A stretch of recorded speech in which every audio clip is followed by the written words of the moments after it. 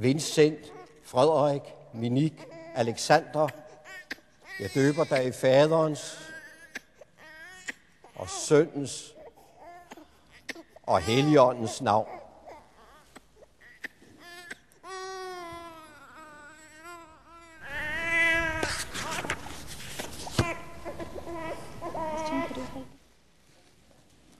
Josefine, Sofia, Ivalo, Matilda, jeg døber dig i Faderens og Søndens